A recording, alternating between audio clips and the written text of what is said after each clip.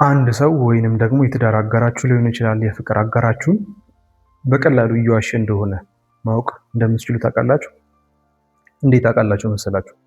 አንድ ሰው ሲዋሽ ሳያስበው ወይንም ደግሞ ሳያስተውለው በሰውነቱ ላይ ወይንም ደግሞ በአካሉ ላይ የሚያሳያቸው የስነ ልቦና 3 ምልክቶች አሉ። ስለዚህ እነዚህን ምልክቶች በቀላሉ ካወቃችሁ ያ ሰው በእርግጥ እየዋሻችሁ እንደሆነ በቀላሉ ማወቅ ትችላላችሁ ማለት ነው። ለዚህ ቻናል አዲስ ከሆናችሁ ሰብስክራይብ ማድረግ እንዲሁም ደግሞ ለሌሎች ሼር ማድረግ እንዳይረሳ።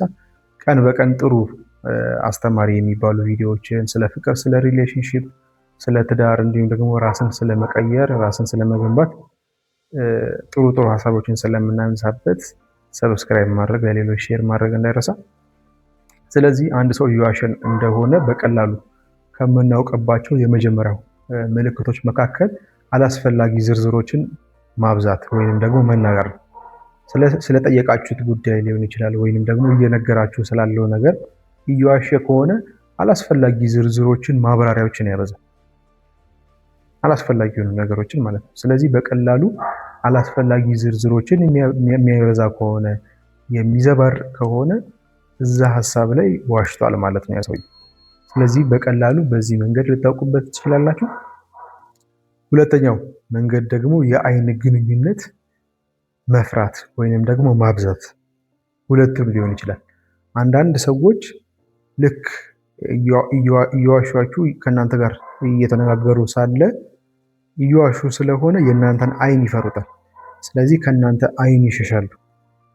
እንደዛ የሚያደርጉ ከሆነ በዛ ሀሳብ ላይ የተሳሳተ መረጃ ነው እየሰጣችሁ ያለው ማለት ነው።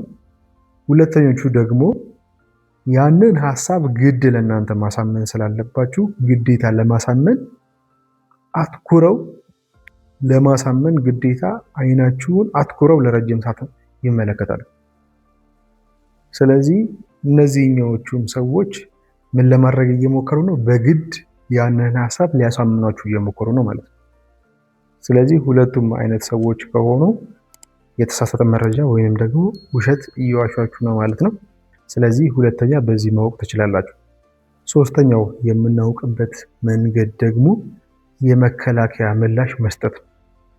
እናንተ ጥያቄ ጠየቃችኋቸው፣ ግን ደግሞ በጠየቃችኋቸው ጥያቄ የሚጮሁ በቃ አንተ ሁል ጊዜ አታምነኝም ወይም ደግሞ አንቺ ሁል ጊዜ አታምነኝም ብለው ቀድሞ መጮህ።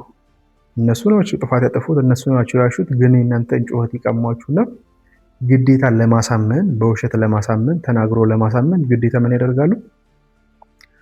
ጮኸው ተናደው ለመናገር ይሞክራሉ። ከዛ በተጨማሪ ደግሞ አንተ ሁል ጊዜ አታምነኝም፣ አንቺ ሁል ጊዜ አታምነኝም ብለው በተሳሳተ መንገድ ጭራሽ ሊያሳምኗችሁ ይሞክራሉ። ስለዚህ እነዚህን 3 መንገዶች 3 ምልክቶች እነሱ ሳያስቡት የሚያሳዩአችሁን እነዚህን 3 ምልክቶች ተመልክታችሁ በቀላሉ አንድ ሰው እየዋሻችሁ እንደሆነ በቀላሉ ማወቅ ትችላላችሁ ማለት ነው። ከነዚህ ከ3ቱ ወይንም ደግሞ ተጨማሪ አንድ ሰው እየዋሸ እንደሆነ በቀላሉ እንዴት ማወቅ ይቻላል? እስቲ ኮመንት ላይ ሀሳባችሁን አስቀምጡልኝ። አመሰግናለሁ።